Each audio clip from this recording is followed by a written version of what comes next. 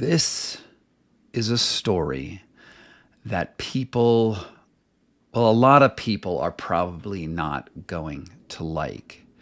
It's about a man who most of us haven't heard of him. But if we have, we think of him as a villain, as one of the worst people who ever lived in North America, ever. When it does come up, his name is often likened to a bad, hot weather system. He's someone who killed several of our American heroes and almost killed several more, ones who are indeed household names. He's reviled, not only here in the United States, but also in one of our neighboring countries. Bringing up his name invokes an era of corruption and the decline of governments. And yet it comes from a very, very different perspective as to why. You would be forgiven if you have no idea who I'm talking about. But I'm going to tell you right now that he's one of the most important people who ever lived on this continent and maybe in the entire world. And he needs a second look because Antonio Lopez de Santa Anna, in my opinion, has been wronged by history because he is not the villain that we think he is. We got him entirely wrong. And you may have some opinions about this name, or maybe you've never heard of him at all. And I'm not going to claim that he did everything right in his life or that he won battles, victories, legal or, with the force of arms, that he didn't. I'm not going to say he didn't commit atrocities. But I am going to say that by the standards of his time, Santa Anna was undoubtedly a hero. And, you may want to just turn off this podcast right now if you know who I'm talking about. If you know anything about his history, you may want to go to another channel. Dan Carlin's Hardcore History is quite fun. He has a great series on the Mongols that you may enjoy. But if you choose to stick around, I'm going to tell you that the arc of this man is going to astound you. It's going to make you reconsider, well, a lot of things about the world. And, I have been working for, believe this or not, 10 years on a book about Santa Anna. And it's a book that has gone through many iterations, and it may never come out. For reasons that I'm probably not going to go into. I may never release this book, or maybe I'll do it later in life. But it's a story that I feel like I have to tell, and I'm going to tell it in this podcast, and we'll see how long this podcast goes. Like my recent podcast about the monk who fucked everything, I'm going to do this by recounting the timeline of Santa Anna's life. I'm going to take you from the time he was a young and important military commander, just got his first horse sort of guy, all the way to the end of his life, which ends in an incredibly unexpected way. And at the end of this podcast, I want you to think, and maybe I'll post a vote in the bottom to see if you've changed your mind about him. If you think that maybe, just maybe, I'm onto something here, that Santa Anna is maybe the most important person in American history. And as I'm recording this, I don't know if this is being picked up by the microphone. I am in the middle of a torrential downpour. There is thunder and lightning atmospherically playing in the background. So maybe you'll hear some crashes every now and then. And I thought about recording later, but why not take the opportunity for what it is? Because this is a thunderous story. I'm going to take you back to 18 1821 to the country of New Spain, a place that you know now as Mexico, but was a Spanish colony since the conquistadors destroyed the Aztec Empire, took Mexico City, put much of the population to the sword, and started extracting resources and sending them back to Europe. At this time, New Spain is a mix of races, indigenous identities, colonial administrators and soldiers. It is a wild place from a European perspective. There is slavery here in this colonial outpost. But it's been a few hundred years since the Spanish had conquered this area of the world. And the populations, as populations do, had mixed pretty significantly. So that you had these Castilian, these sort of white Spanish folks. You had people who are of mixed race. And locally, they would call these people mestizos, who would be mixing between the indigenous populations and the European populations. You had black Africans who were brought over as slaves. And all of these people were working on the project of extracting resources and sending them back to Spain. As is always the case in these sorts of situations, this required a lot of military because, well, people do not like being slaves. They do not like being colonial subjects. And Santa Anna was born in the town of Veracruz on the east coast of what is now Mexico. It's a port city, which means it's important for sending goods out of New Spain and important for moving troops, receiving shipments. It's a pretty central place. And Santa Anna is born to a class of merchants. And there's a really good possibility that his mother is at least half indigenous. The family certainly did not talk about it. But Santa Anna, well, many people consider him a mestizo, a mixed race person. This makes it quite hard for him to advance in society because the society is quite racist. But one place where there is a certain amount of mobility is the army. The colonial Spanish army that is keeping everyone under a colonial boot heel. Well, if you're really a good fighter, you can do well in the army and it doesn't matter about your race. He meets a guy named General Davila who takes him under his wing and surprisingly starts to promote Santa Anna when he's just a teenager into positions of power. Santa Anna becomes a noted cavalry officer and pulls off quite a few operations against bandits because there is this revolution that's going on. There are insurrections. There are people who do not want to be part of New Spain who are fighting New Spain. And Santa Anna is really, really good at capturing and killing or imprisoning these people. People would say of him that he's not necessarily the best tactician, but what he makes up for in lack of military rigor and planning, he makes up for in just straight courage on the battlefield.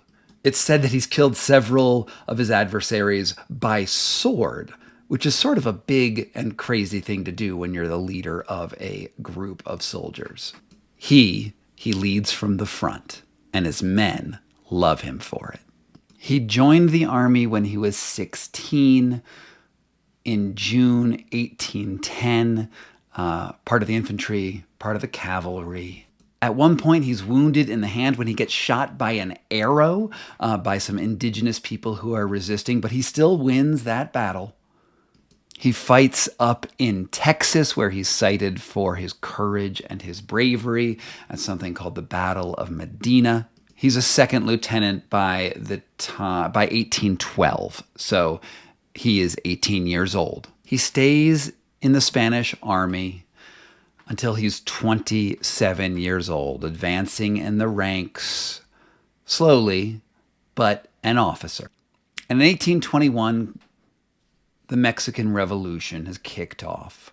And then there's this new idea which is circulating by a guy named Iturbide. It's called the Plan of Iguala. And what it suggests is that Mexico, this country of Mexico that doesn't yet exist, should be a home of equality for all men, regardless of their race. And they have a plan to stop discrimination by religion and race and allow anyone to grasp at opportunity, regardless of their heritage. And Santa Anna is about 27 years old, and he has his troops holed up in a monastery in his home state, and he's been cornered by rebel forces.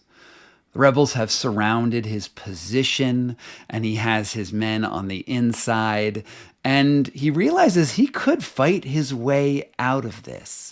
I mean, he's been in sticky spots before. He knows he could do it. But somehow, and it's a little unclear of exactly how this happened, but he meets with a rebel commander, someone from outside the walls, who slips him the Plan of Iguala written out, and something in Santa Anna's heart changes.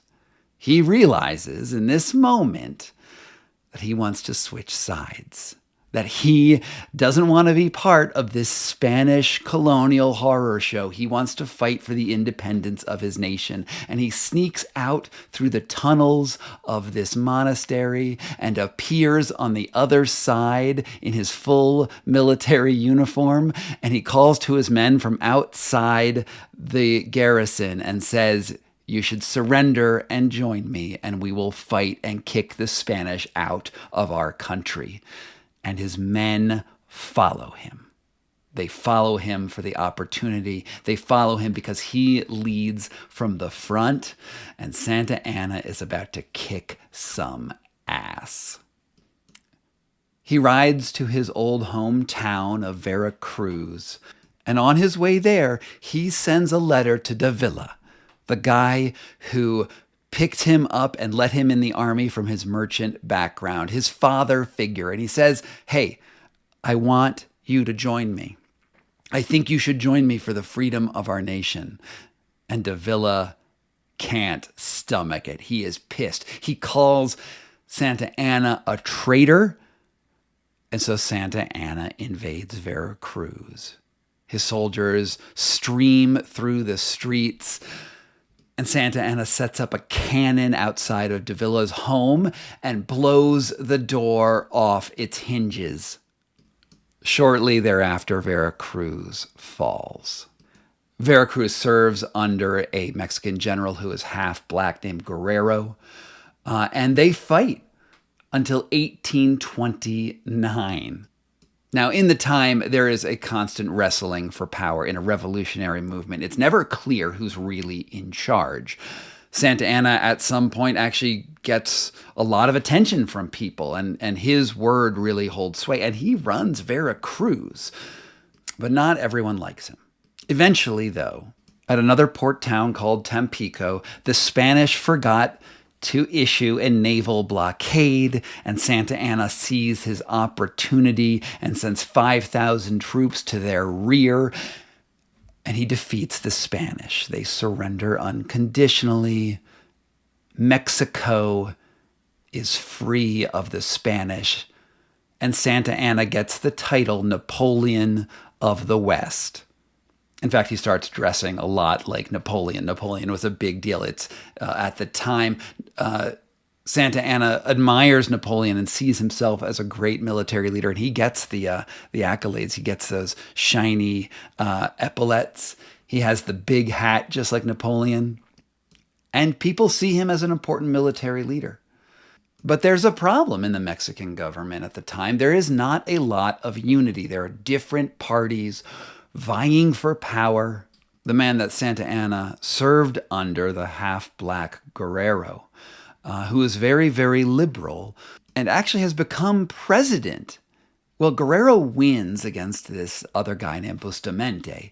And, well, let's just say it doesn't go very well for Guerrero. He's executed by Bustamante, And then shortly thereafter, Santa Anna avenges his former combat leader and deposes Bustamante, taking the presidency for himself. Now, of course, I'm glossing over quite a bit of Mexican history here, but you get the idea of where this is going. There are factions. Santa Anna is taken over the power, and he is a pretty liberal guy, but he's also realizing there's a problem. When you start ruling a country as diverse as Mexico, you're trying to get all of these federated lands to follow your decrees to actually run the country like some sort of centralized thing. Well, the Constitution that had been adopted in 1824, it made it very hard for a president to, rule. So he centralizes power, which then triggers rebellions all across Mexico and Texas. Santa Anna rescinds that constitution, and there's a new constitution in place. And one of the central ideals of it, beyond the whole power sharing thing, which, is problematic, one of the ideals is still this is going to be a country without slavery. This is going to be an abolitionist state, unlike that country to the north. It's a place where indigenous people have at least a seat at the table as far as countries allowed at that time. Santa Anna, it's noted that he doesn't particularly like ruling. He has this number 2 guy, a guy named Farias, and he oftentimes is known for going off into the country and just letting Farias run the country in his stead. And this will become an issue a little bit later. But there's also this other thing going on. Well, Mexico is huge, right? It reaches all the way down into the Gulf and all the way up through California and Colorado to the base of Oregon. Mexico is huge, and it's difficult to administer. And, starting in the 1820s, roughly, Texans, Americans who were sort of sick of their own country and the restrictions that America put on their own freedoms, they started looking at that unsettled Mexican territory as a pretty great deal. They were having trouble getting new slaves in America at that time because we'd abolished the international slave trade. And so the Texans came into Texas and created sort of a slave empire. I mean, the land wasn't empty. Of course, the Comanche were there, but they fought the Comanche in numerous engagements and founded several cities like Houston and Austin. They created a little tiny garrison called the Alamo out of an old Christian mission. Now, there's a great book that I think you should check out, which is called Forget the Alamo, about the tortured history of the Texans and the Battle of the Alamo. And it's a really, really great book. It's gotten a lot of awesome press, and it's worth it. Well, at least the first third of the book is worth it. I suggest you check it out. But Texas was becoming a pretty thorny thing. Not only was Mexico, former Spanish, former African slaves. Well, now we had this big Texan group to the north of the country, and they wanted to hold their own slave empire. They wanted to raise a whole little slave state inside the sovereign state of Mexico. Santa Anna wasn't having it. I mean, he did talk with the Texan leaders, and he jailed them as well when they came down. Austin was jailed in order to avert a civil war. Santa Anna gave some concessions, saying that you will abolish slavery in 5 years, which isn't the most liberal position, but it was what he had to deal with at the time. And the Texans seemed to be okay with it. But these Texans who had come there, the Daniel Boones and the Davy Crockett's, they stopped paying their taxes because they didn't believe in this centralized state ruling over them. And eventually, these slave-holding Texans declared independence. And Santa Anna, looking at the laws that existed in his country at the time, said that these people were pirates. Santa Anna, of mixed heritage himself, could not stomach the fact that part of his country that he fought and bled for, we're going to be enslaving other humans, and we're building their whole economy on it. So Santa Anna marched north with the Mexican army. Now, before I go on with recounting this fascinating history, I want to tell you about something exciting that I'm doing.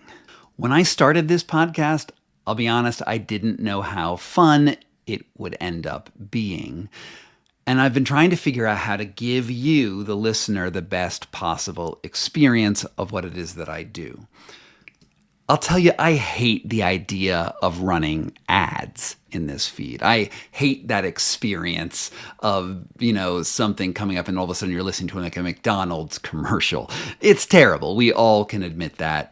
I don't like it as a creator, and you definitely don't like it as a listener as you press that fast forward button to get through the commercials. So what I've done, and what I would like to invite you to, is my exclusive behind-the-scenes club over at Patreon, where I ask you for direct support for this show, and in return, you get ad-free content, exclusive voting power on, shows that I might put together in the future, and of course, very importantly, early access and behind-the-scenes stuff on Patreon. And I'm still learning the platform, but it's really fun. I have a couple tiers, and there's even a tier where there's a Discord group where you can come and talk to me in Discord, preferably by text. It's really fun. It's really fun, and I'm excited. And I only announced it a few days ago, and I've already got 10 people in there, and you could be the 11th. I'd love you to support the show however you can. And if you don't want to, well, that's okay too, because I'm not going to put ads in this anyway. But maybe you want to be part of it as I put it together. So that's my pitch to you. Go check me out on Patreon. You can just put my name into the search. There's a link down here in the show notes to that page. Check it out. Maybe there's something there that you might like to be part of. And I appreciate you listening. And now, I'm going to get back to the Alamo. So Santa Anna has marched north. There's actually two Mexican armies.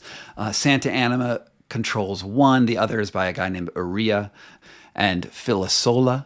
Meanwhile, the Texan volunteers, they're pretty outmatched. They're not outgunned. They actually have better guns than the Spanish, but they are just outmatched. A guy named Travis holes up in the Alamo.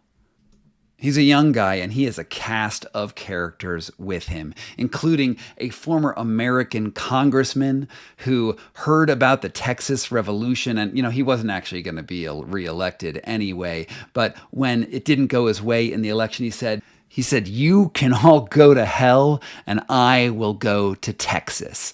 This is, of course, Davy Crockett, who was a guy who I admired greatly as a young kid. When I watched the Disney special, I loved the coonskin cap and the wilderness folklore around him. But he was just a congressman from Tennessee who was an opportunist in reality. You got James Bowie of the Bowie knife, an Indian fighter. They're all slavers. They all believe in freedom up and to the point where you can actually own another human being, and they are fighting for this. I mean, it's been called the worst constitution in history. They're fighting for that ideal. Travis is, actually sort of brilliant. He writes a lot of letters while he is under siege because Santa Anna and his men pull up outside the Alamo and surround it, try to starve out the mission at first. There are about 180 men inside the Alamo, and Santa Anna has around 5,000. It's not going to go well for the Texans.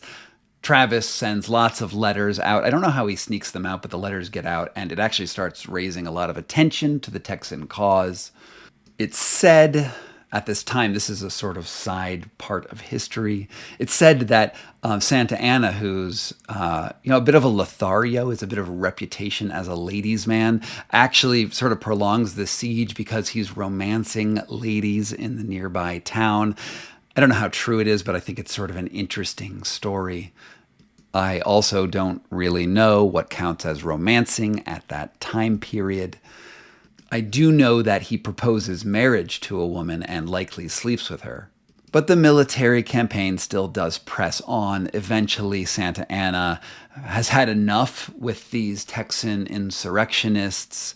He orders the trumpeters, the buglers, the musicians that follow him on military campaigns to play a song called Deguelo, which means cut throat, which means don't take any prisoners. He's not a great military strategist. He orders a full frontal attack and he has too many casualties from this event. But he takes over the Alamo and he puts all of the Texan defenders to the sword, and he frees the women and the slaves. According to the book, Forget the Alamo, Davy Crockett is killed on his knees outside, executed legally under something called the Tornell Decree that says that you can execute pirates if they rebel. I mean, people execute pirates all the time. And, maybe it's not good form, and from our perspective here in 2023. But at that time, this was just de rigueur. This is just what you did. And I'm not saying it was savory, but it's what was done.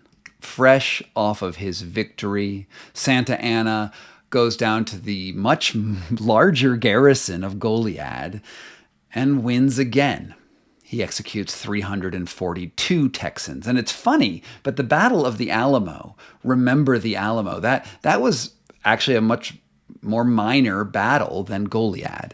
Goliad had a much higher body count of Texans.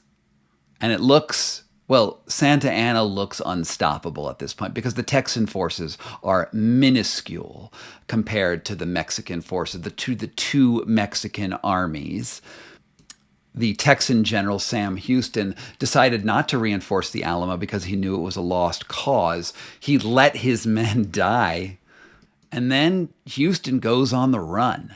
Santa Anna chases him through March and April. And they get into this sort of boggy area outside of the modern town of Houston. And Santa Anna he thinks Houston sort of up against the wall. It's like sort of at this point, Santa Anna only has to say, let's go, guys, and call the charge. And he would probably just straight up defeat Houston. And, this is one of Santa Anna's many failings, but he is absolutely overconfident.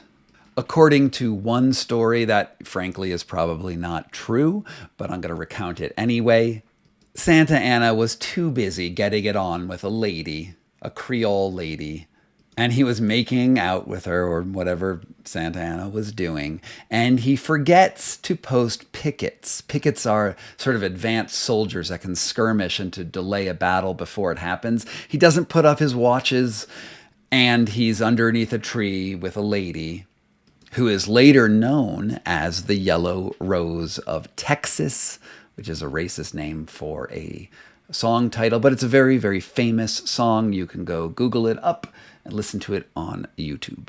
Anyway, that song is supposedly about the flirtation that Santa Anna was having with a local lady when Sam Houston, perhaps just luckily, perhaps it was a fatalistic charge that he did not think that he would win, he charged Santa Anna's lines, and it is a massacre.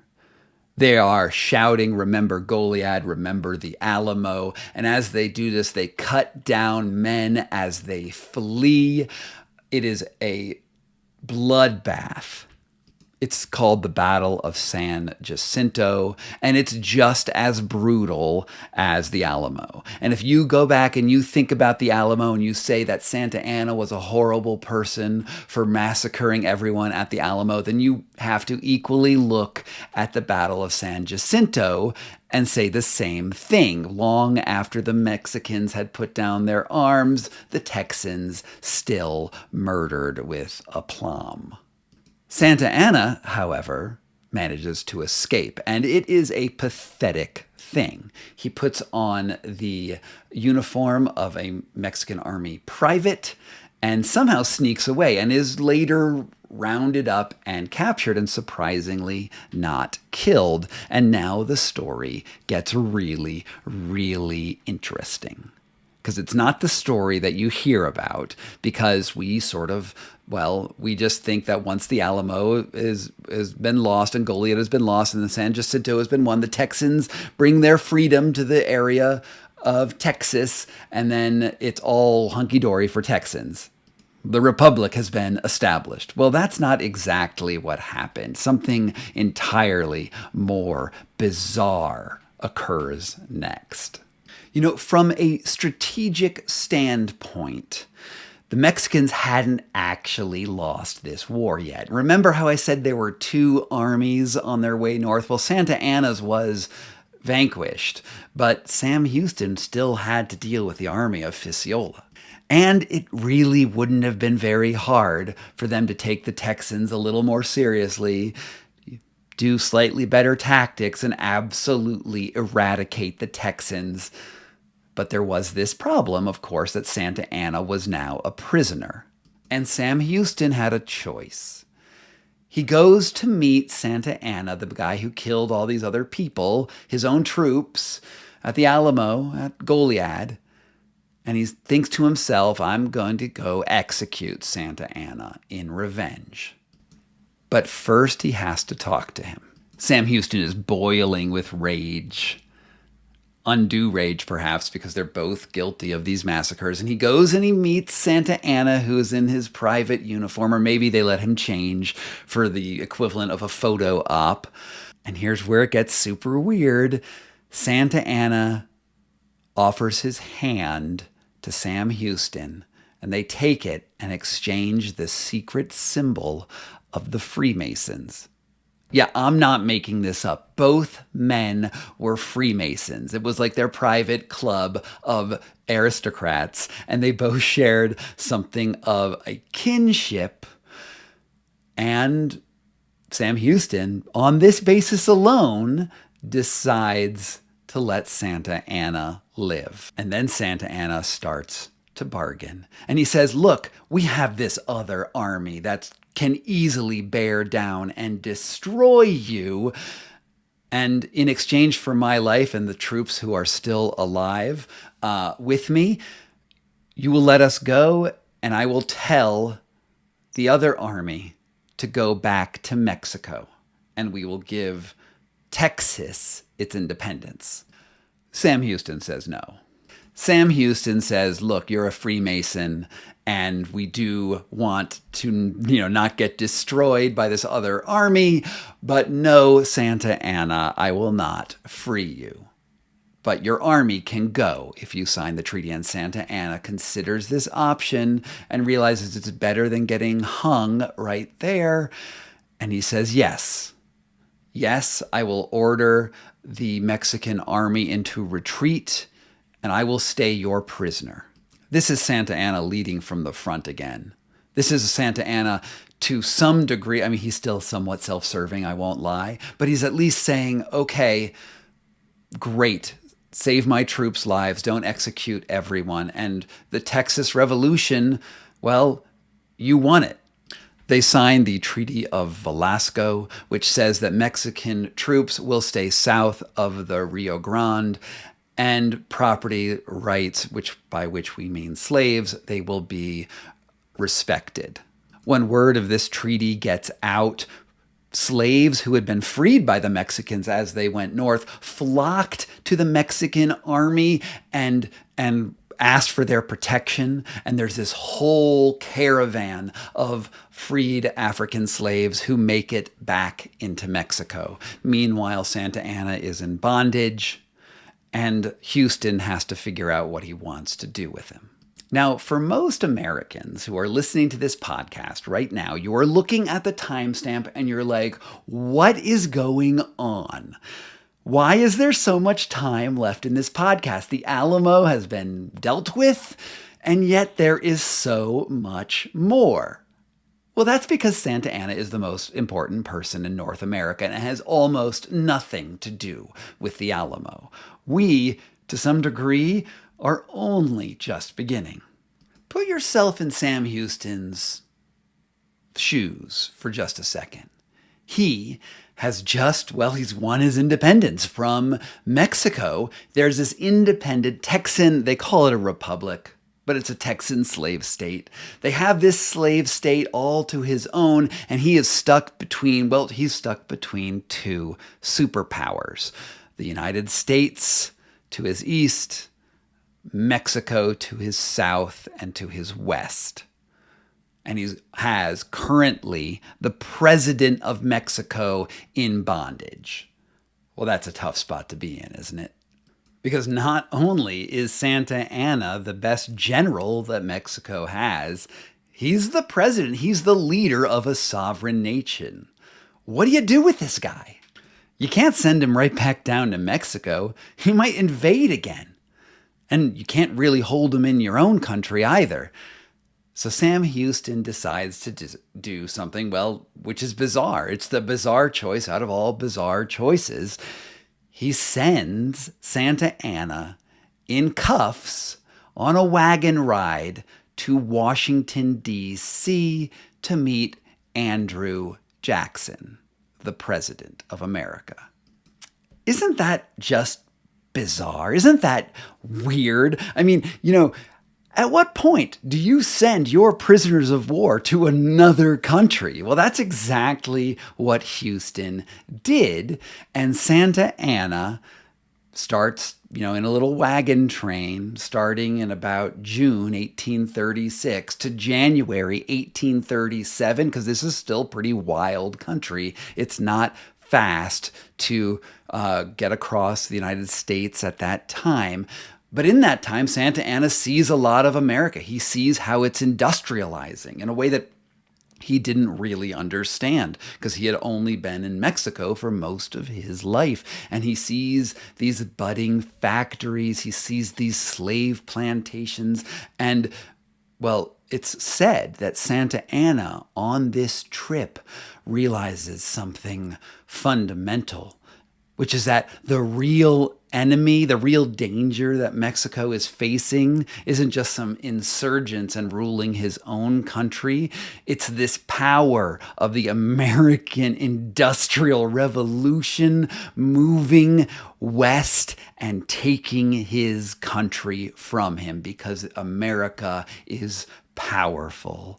And Santa Anna now knows in his long march to Washington, D.C. to meet the American president. And he is the president in absentia of Mexico. Along this trip, I like to think of Santa Anna as chewing a lot of chicle. If you haven't heard of chicle, maybe you've heard of a gum called chiclets. Chicle is gum, and Santa Anna was known to be a big fan of chicle. And he's chewing this gum, and I just imagine him chewing and watching America and scheming and thinking, well, what does the future actually hold for me? Texas was, well, maybe we were doomed to lose Texas anyway, but I hate slavers, and I'm next to a much scarier slave state called the United States of America.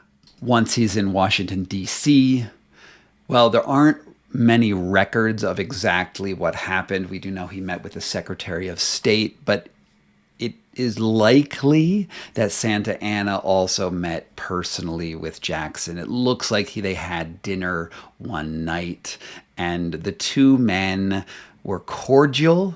And we don't know exactly what they talked about because records aren't kept, but we do know these are two essentially monarchs discussing the future of the North American continent, and some sort of deal was reached. What we think happened was that most likely Santa Anna and Jackson agreed that the United States would buy Texas and California from Mexico for a sum of $3.5 million. And we also know that Santa Anna was put on a ship to return to Mexico, somewhat of a hero, because he did have quite a bit of cash with him when he returned. Now, remember how I had mentioned earlier that there was this other guy named Farius who took over for Santa Anna a lot of the administrative tasks that Santa Anna had? Well, he's really important in this time period because Santa Anna was president in absentia and Farius was controlling all of Mexico. And, well, Farius, he knew Santa Anna pretty well. He'd known that Santa Anna had occasionally switched sides, and he was really, really worried that Santa Anna would do exactly what Santa Anna did do. And so Farius declares Santa Anna an outlaw. He declares all of the agreements that Santa Anna made after he got captured in San Jacinto as void because he did it under the gun. And he assumes while Santa Anna is in transit, he assumes responsibility for the leadership of Mexico. All his treaties, all his agreements were therefore void. But Farius, being a friend to Santa Anna for most of their lives, Farius said, well, why don't you just retire? You've had a big life. And Santa Anna, he's a little tired of being toted around and used as a pawn in these international affairs. And, he says, that's a great idea, Farius. And he retires. He decides to go to his hacienda in Veracruz, and he's going to work on his memoirs. And if I were writing this book, or maybe I was going to make this into a movie or a play, this is where I would end Act 1 in a 3-act structure.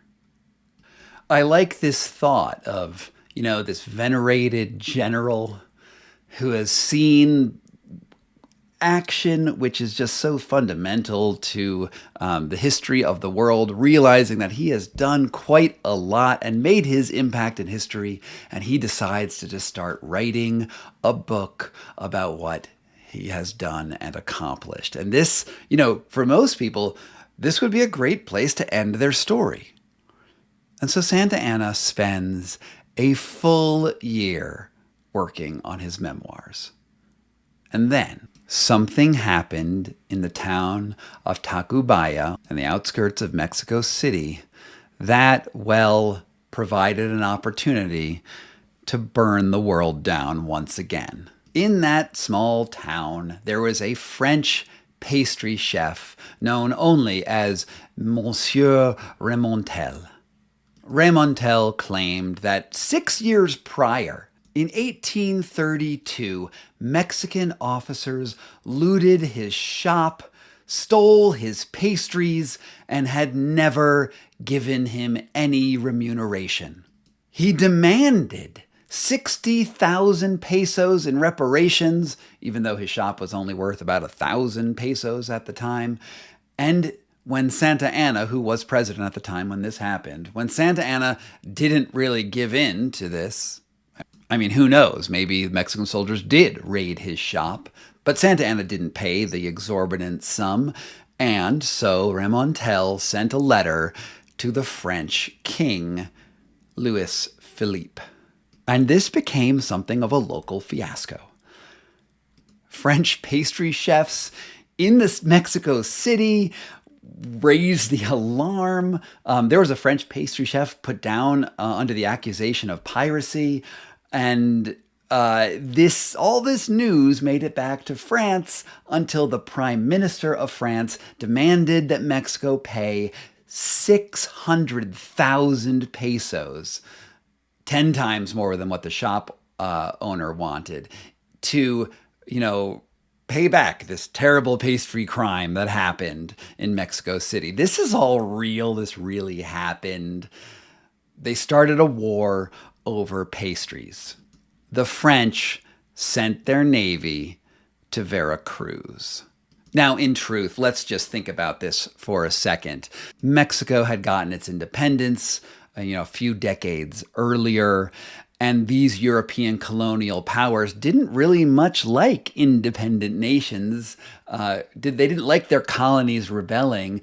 And in this great game between colonial powers, maybe the French king didn't really care so much about pastries as much as he did about maybe taking Mexico for himself. This is the beginning of the Pastry War. That's a real war. And Santa Anna wasn't about to sit this one out. Santa Anna is sitting on a ton of cash, and he writes to Farius and says, I will raise an army and I will defend Veracruz. Farius, who is just a politician and not a military genius, has no choice but to accept. So in November to December 1838, Santa Anna wages war on the French from Veracruz. The French ships arrive outside. They're fighting, shooting cannons at the fleet from the fort, and vice versa.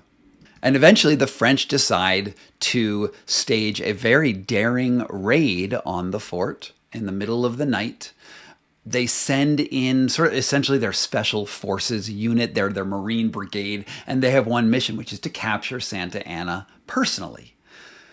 And they make it through the streets. They kill a bunch of people, and Santa Anna escapes during this battle. He gets on a horse, and he fights the French to a standstill. And in that conflict, a French grape shot from a cannon is fired in Santa Anna's direction, and it goes right through his leg, wounding him pretty seriously. And he fights from the saddle with this destroyed leg, and the French ultimately have to retreat. Honestly, it's a little unclear who really won the Pastry War. Many military historians will look back at this and say, look, the French were totally winning, but they probably had bitten off more than they could chew. They probably couldn't actually take over Mexico. And Mexico actually agrees to pay for all of those stolen pastries.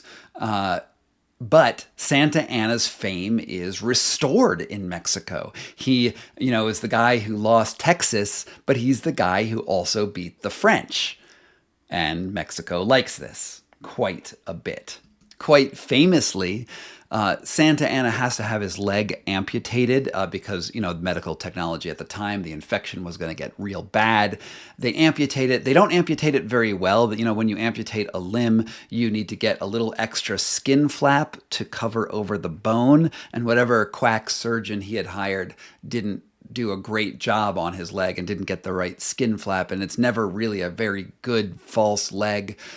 But Santa Anna does, and this is just such a wonderful little detail. He gives his leg a full military funeral, with the bands and the parade and all of that in Mexico City because, his leg fell duly in battle. And he is not one to not take his accolades where he can find them.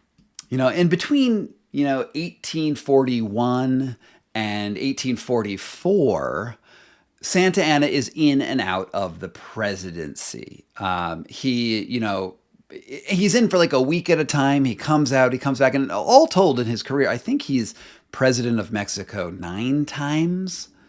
I might be wrong on that number, but it's like an insane amount of times that Santa Anna is president, and they're usually for short stints for various reasons. Anyway, he's taking more of a dictatorial role. Even though he started as an idealist, running a country is pretty darn hard. He's trying to crush rebellions. He's trying to centralize power. People like him, and then they don't like him, and then he defeats someone, and they all love him again, and then something bad happens. It's a presidency. It's a life. It's sort of like what dictators did at that time. Eventually, though, by December 1844, Santa Anna is sort of done. There are riots in the streets because of some of his policies are not very popular, and he steps down from power. And this is just a fascinating little side detail. The crowds are so enraged at Santa Anna that they go to the graveyard where his, military funeral blessed leg resides. They dig it up and they drag it through the streets of Mexico City. This really happened. It's crazy. And, Santa Anna flees off into the hinterlands because he doesn't want to get dragged through the streets himself. And then, some of this time period is a little bit unclear what happened. There is a very colorful anecdote, which I do not totally believe, but I will recount because I am a storyteller. It was written that at the time, Santa Anna was captured by an indigenous tribe who held him hostage, expecting that maybe they would get a ransom. And the story goes, I'll just recount the story. He is dressed in banana leaves and roasted on a spit, turned on one of these sort of almost cannibalistic spits. And we do know that some of the tribes in that time did have some pretty brutal tortures, and they're making fun of him as he literally roasts above a fire until they sort of laughingly let him go. The story's probably not true, but it was probably spread by his enemies at the time to humiliate him. They threatened to eat him, though, apparently, but instead they turn him over to the authorities, and he's sent into exile from there to Havana, Cuba. And Santa Anna is one of those guys who always just sort of lands on his feet. By June of 1845, he's running the most successful happening cockfighting ring in the city. It is a blast. There are, it is the place where the to see and be seen. It is fancy. And Santa Anna is just sort of like this honcho, this head honcho, just running the show and minting money. Can't make this stuff up. This is what Santa Anna was doing. And then in the fall of 1845, another interesting thing happens. Remember that secret deal that Santa Anna pulled off with Andrew Jackson that we really don't know much about? Well, the United States has been keeping an eye on Santa Anna this whole time. They see him winning wars, going in and out of the presidency, and they know that he is the guy. Like, if you got Santa Anna in your pocket, you have got a lot of stuff going for you. I mean, you can make some strategic moves in relation to Mexico that you couldn't if he wasn't on your side. So in fall of 1845, Santa Anna meets with the U.S. envoy, a guy named John Slidell, who offers to return Santa Anna to power and buy California for $25 million.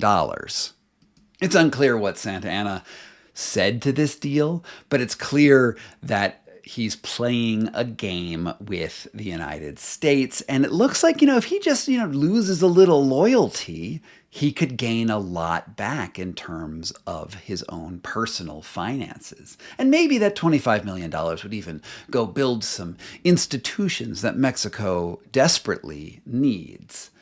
But nothing really happens all that serious. July 5th, 1846, yet another envoy comes. This is from the Polk administration. Polk is really eyeing Mexico at this time. He's thinking that just maybe, Mexico shouldn't own Mexico, right? America has been dealing with this idea of westward expansion for a very long time. It's our manifest destiny to go from coast to coast. But, by this point, Texas has already been absorbed into the United States, and the United States wants to get to the Pacific. It needs to get Mexico in order to do that. And so far, the Mexican government has not been amenable to just selling it. They're going to have to take it with force of arms. Maybe Santa Anna can help.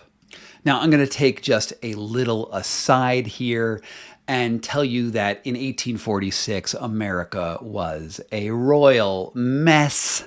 The question of slavery was an enormous one. The North had abolitionists who were almost as fierce as Santa Anna in their desire for free slaves. The South had its slavers who were just as adamant as the Texans were. And there were also a hell of a lot of immigrants who came over from Europe and were being treated as second-class citizens, because it wasn't only the race of a person that was a deciding factor on how you treated other people. It was the fact if you were already in America, you just thought you were better than anyone else who came here. The United States started sending quite a few troops to the southern border of Texas along the Rio Grande, and they were looking for a way to provoke an accident, an incident, something that would give them a pretext for war. A whole bunch of the soldiers that they had manning those palisades were from Ireland. They were the Black Irish, if you were. They were the dregs of the American military, and they showed up and they had harps on their flags, but they were trained in the British Army. They were actually quite good soldiers. One of these guys named John Riley. Maybe I'll do another podcast just on John Riley. But eventually, there's a skirmish between the Mexicans and the Americans. The Americans say the Mexicans started it. The Mexicans say the Americans started it. And that buildup of troops turns into something of a hot war. John Riley has gone through a number of changes over his life. When he arrived in America, he hated minorities. But he was also being treated really, really poorly. Even though he was a great artilleryman, no one gave him the time of day. And he realized as he was on the Palisades that, well, the land of the free and the home of the brave, it ain't the United States. Right before the Mexican-American War kicks off in 1846, John Riley jumps the Palisades and goes to the other side with thousands of other Irish soldier immigrants.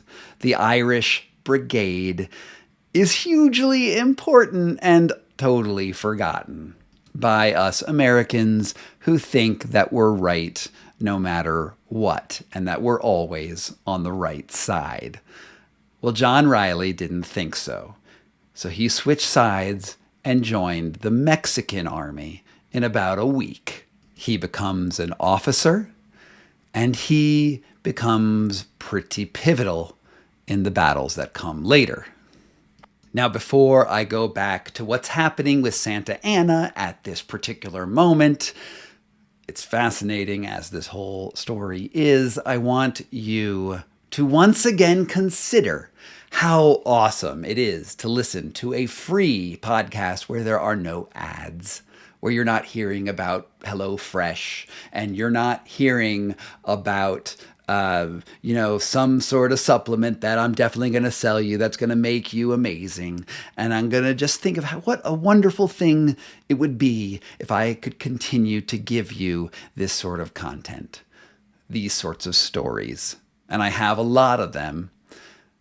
And so I'd like you to look down to the show notes and find it in your heart to access my Patreon so that you can get these episodes before anyone else, where you can have some input at what I do and maybe even meet me in the private Discord server. I, for one, would love this to become a real thing, and if there's any way I can do it without stuffing this full of annoying ads, I am all about that.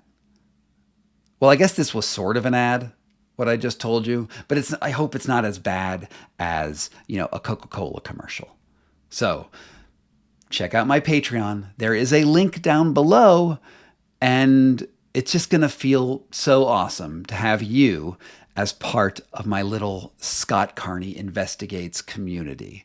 I do good stuff here, And if you got it this far, I mean, we're an hour into a podcast. If you got this far into this wonderfully free podcast, you might think to yourself, this is pretty cool. And it's cheaper than an audiobook. So please consider joining the Patreon, be part of the club. And if for whatever reason you're like, I don't got the money right now, or you just don't want to get to support a show that you're already getting for free. I get that too, because I also have done that.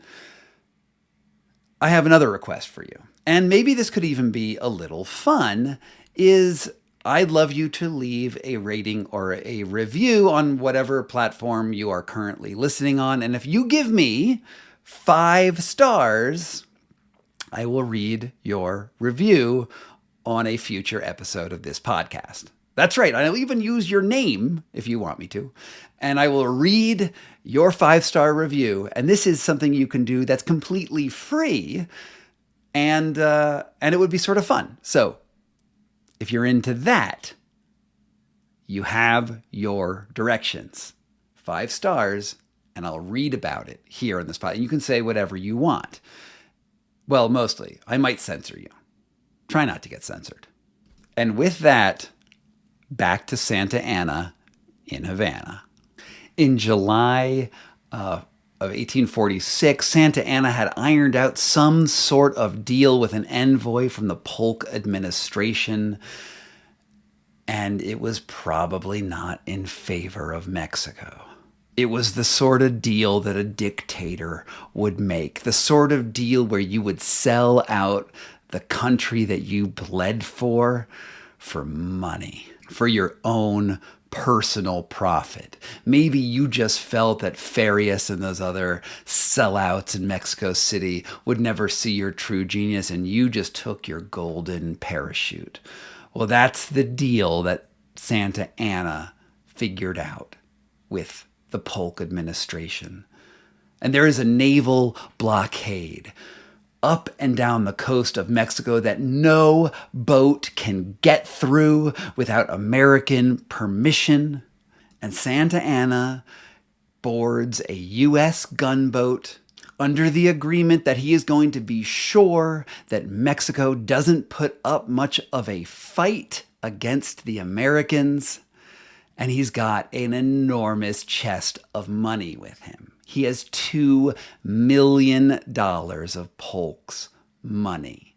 And as he's sailing towards the coast, the American army is leaving the Rio Grande. It's marching south, and you won't believe who's in that army. This is the largest military engagement that the United States has been in since the Revolutionary War. And in that time, we have only become a better military power. We are training excellent soldiers.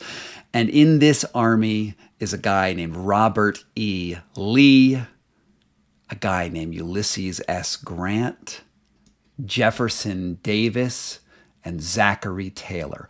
You have heard all of these names before. They are critical in the Civil War. This is 1847. This is, about 13 years before the Civil War. Robert E. Lee is a dashing general in charge of some very important forces. Grant is a commissary officer. Jefferson Davis is the future president of the Confederate States of America. And Zach Taylor is a future president of America. This is an enormous military expedition, and they want to deliver a death blow to the Mexican government. I mean, just imagine for a second, if both sides of the Civil War were fighting together against a power with much worse weaponry, what would happen? Well, that's the Mexican-American War. And even that's not enough, because this group of inveterate soldiers fighting for they're not fighting for a good cause, right? I mean, at this point, America is fighting to steal Mexican land and territory. At this point, Abraham Lincoln is giving speeches about the corruptness of this military engagement and how we have no moral basis on which to take some other country's land for no good reason. I mean, the pretext of battle was thin, to say the very least. This was the true war of northern aggression.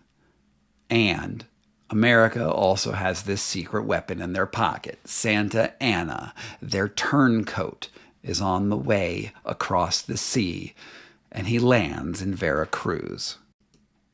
He immediately betrays the Americans.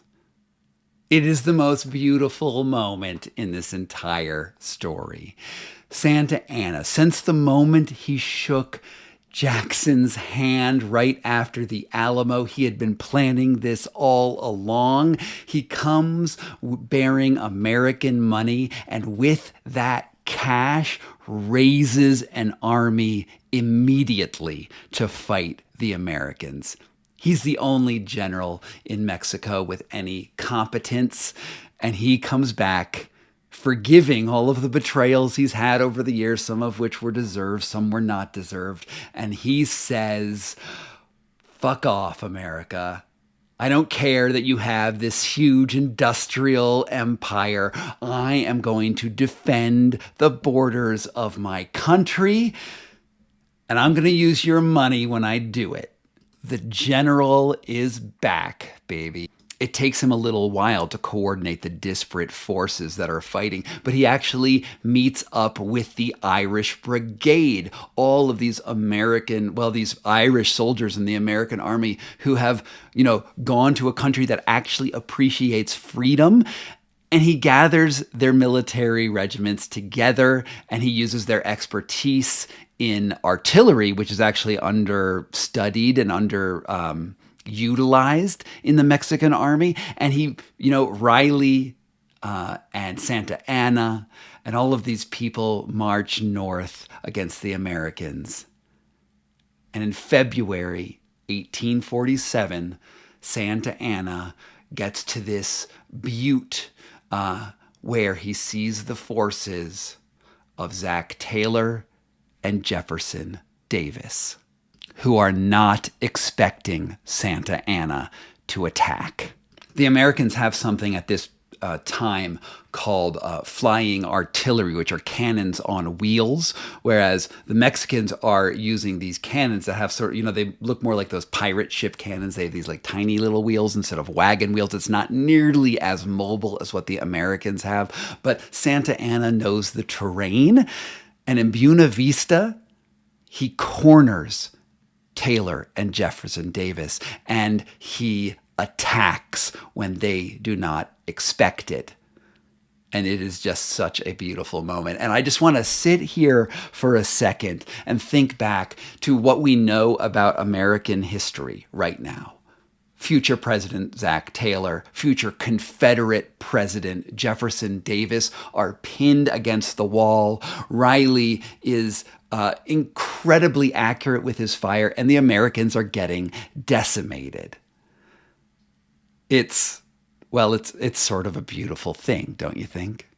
And you think about how history is on a knife's edge. Well, right now, February 22nd, 1847 is that knife's edge. With the Americans unable to maneuver, Santa Anna is running low on ammunition. This is one of the problems with being in an underfunded military. And he looks and he realizes he's one charge away from stopping this American military force. And honestly, it was looking really, really bad for the Americans, because Riley's artillery regiment, for the very first time in the Mexican-American War, and maybe in the Mexican Army's history, he routed an artillery position and took the American cannons. He took the flying cannons that were their main advantage, and he captured them for the Mexican army. It was looking amazing for Santa Anna. You have these chants from the Irish soldiers behind him, cheering him on. And for the very first time in, I believe, Santa Anna's history, he does something which is uncharacteristic for him. He decides not to charge.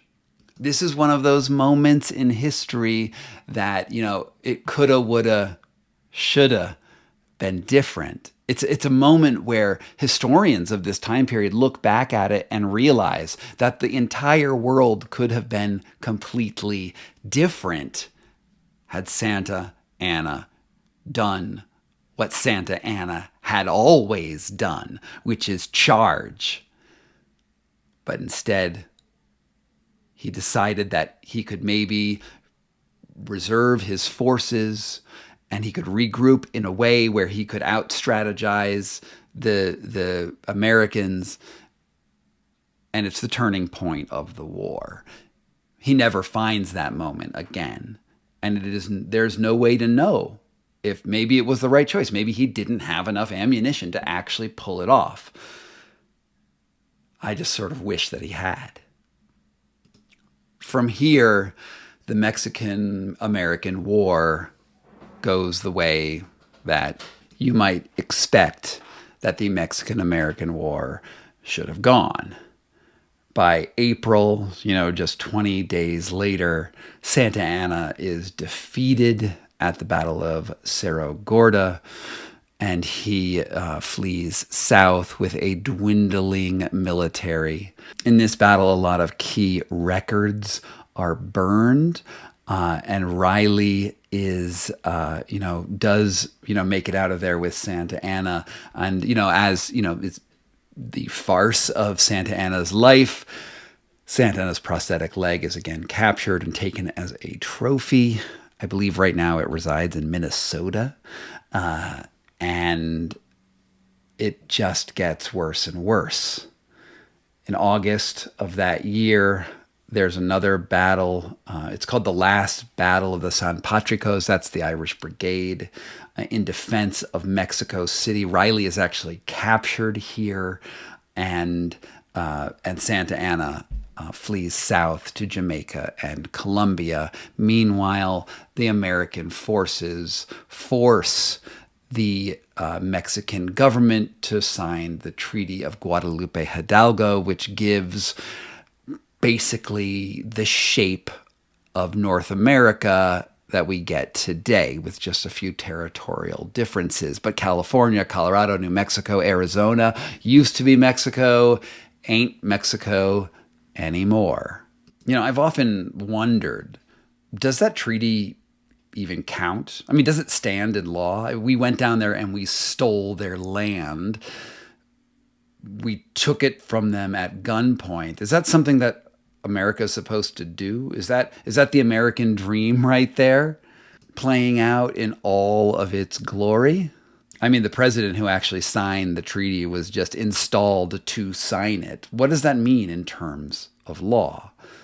We clearly didn't show that we were the pinnacle civilization at that time. Just ask Riley and the San Patricos, who turned coat so they could be treated somewhat fairly in a more egalitarian society. The San Patricos didn't fare very well. Riley was sentenced to death along with all of the other San Patricos, and they hung one after another. I believe Ulysses S. Grant may have been present at some of this. And, well, interestingly enough, Riley himself does escape hanging because, the charge for a traitor is death, but Riley actually fled to the Mexican army a day before war was officially declared. So he was sort of let off with just a light branding on his cheek, declaring him a traitor. Santa Anna, meanwhile, flees to Jamaica and Colombia, tries to start his life again. North America, all the northern lands, all the people who are living in Mexico at that time are given a choice. They can either become Americans or they can just leave all their stuff and go back down to Mexico. Many opted to go to Mexico, and many of those who stayed had their property rights not respected and their lands stolen from them.